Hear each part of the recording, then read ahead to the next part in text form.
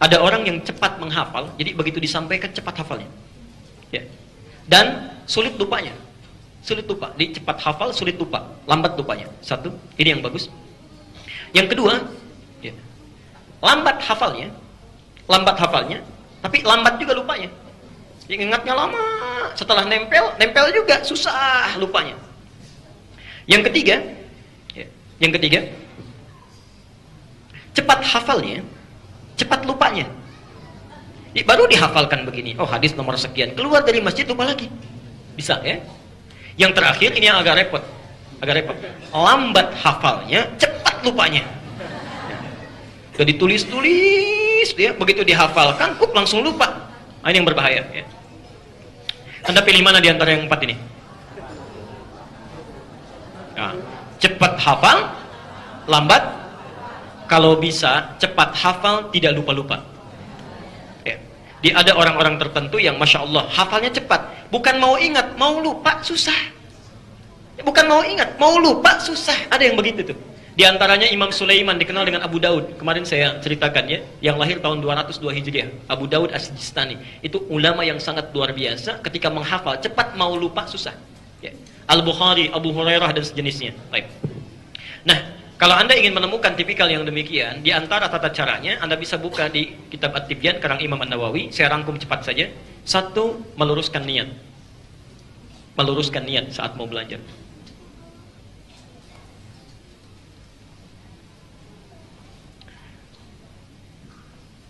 Biasanya kalau orang belajar itu, ya umumnya niatnya ada 2 kalau di psikologi pendidikan itu ya. Ada intriktif, ada ekstrintif. Ya. Di intriktif itu untuk dirinya sendiri mengumpulkan hafalan.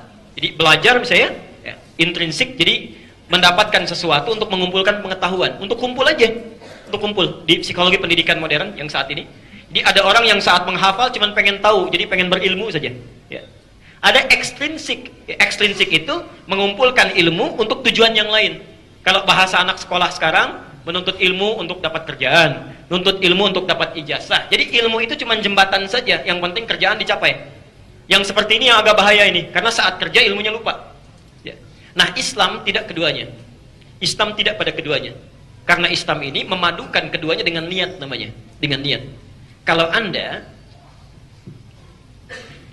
belajar hanya sekedar ingin mendapatkan pengetahuan yang melekat pada diri sendiri, diri pribadi sifatnya. Pelan-pelan. Karena sifatnya manusiawi, diri pribadi, ya, setiap manusia pasti punya keterbatasan, terbatas. Kalau batasnya ini sudah hilang, maka ilmu tidak mudah untuk diserap. Misal, semakin sepuh, kan daya ingat semakin berkurang ya. Berarti setiap pribadi pun punya keterbatasan. Tapi kalau Anda inginkan untuk kepentingan yang lain, dunia misalnya yang lain, dunia, maka saat dunia dicapai, ilmu pun bisa berkurang. Kalau Anda ingin mendapatkan ilmu yang terus menempel, melekat di dalam jiwa, tidak hilang, maka titipkan, mintakan, niatkan untuk yang tidak pernah punya batasan. Siapa? Allah. Maka kalau Anda ingin belajar, menghafal, melakukan sesuatu, lakukan karena Allah. Itulah sebabnya ketika Nabi Muhammad SAW diperintahkan untuk belajar, wahyu yang pertama turun apa? Jangan sampai situ, sempurnakan. Karena ketika wahyunya turun dengan menggunakan Iqra, nabinya tetap nggak bisa baca. Perhatikan, lihat sejarahnya. Ya, saya kira Ustaz Khalid sudah mengajarkan barangkali. Ya, ketika malaikat turun dalam sirah An-Nabawiyah, ya, lalu mengatakan Iqra di Gua Hira, Nabi menjawab apa? Ma ana biqari, saya nggak bisa baca. Saya nggak bisa baca. Turun lagi sampaikan Iqra, baca. Kata beliau, saya nggak bisa baca. Sampai 3 kali. Ketika yang ketiga dipeluk oleh Jibril yang menyamar jadi laki-laki itu, dipeluk, dipegang erat, disempurnakan kalimatnya. Lihat kalimatnya. Iqra bismi rabbikal ladzi khalaq. Allah. Nah, ini pelajar muslim harusnya begini. Ini baca di atas. Bismillahirrahmanirrahim. Lihat kalimatnya ya. Lihat kalimat bismi. Wahyu turun, Iqra. Tidak sampai sini. Bismi rabbikal ladzi khalaq.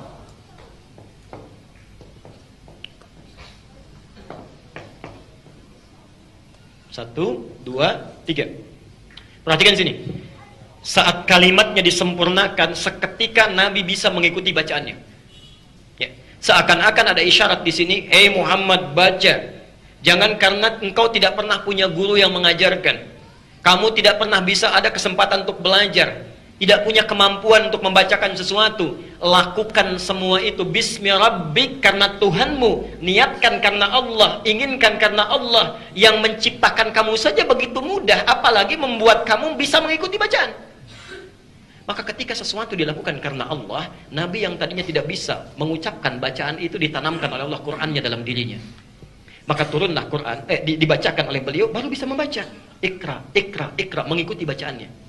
Di sini ada isyarat, mohon maaf ya, jangankan yang susah, jangankan yang sulit, yang mustahil pun, kalau Anda lakukan karena Allah, maka akan dimudahkan oleh Allah.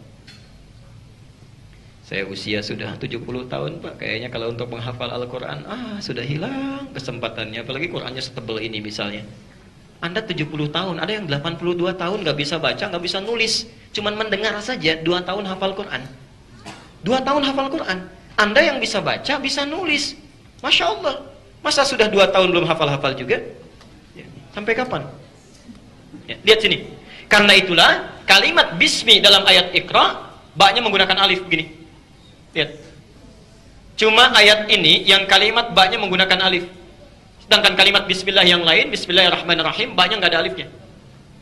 Jadi kalau di mushaf Anda tidak ada alifnya, itu salah itu mushafnya. Keliru tulisannya, harus ada alifnya.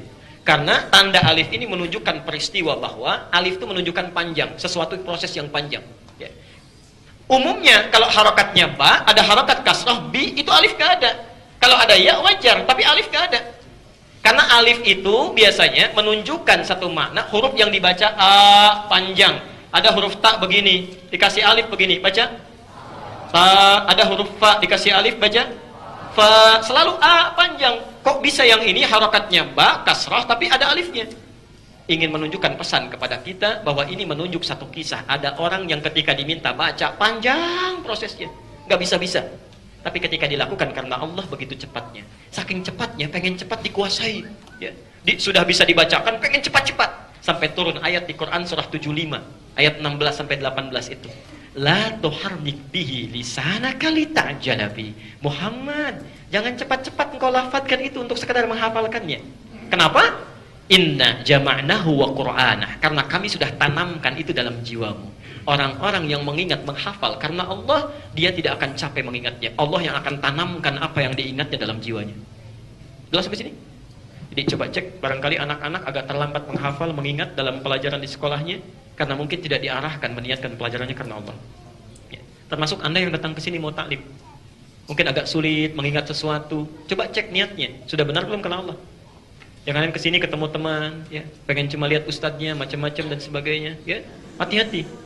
Ya, baik. Yang kedua, saya agak cepat. Satu niat, yang kedua kesungguhan. Ada kesungguhan. Sungguh. Di antaranya mencatat, ya, berdoa. Sebelum belajar berdoa dulu. Allahumma faqihni fid din wa 'allimni ta'wil. Ya, Allah akan kuatkan insyaallah. Yang ketiga, tingkatkan amal soleh. Ini intinya, tingkatkan amal soleh. Karena ilmu itu cahaya. Cahaya Allah itu hanya akan diturunkan, ya, kepada orang yang beramal soleh. Dan yang terakhir, meninggalkan maksiat. Jauhi maksiat. Kalau Anda sudah bisa mengerjakan yang keempat ini, maka insya Allah Allah akan jaga, ya, kekuatan ingatan Anda dan selalu berada dalam kebaikan.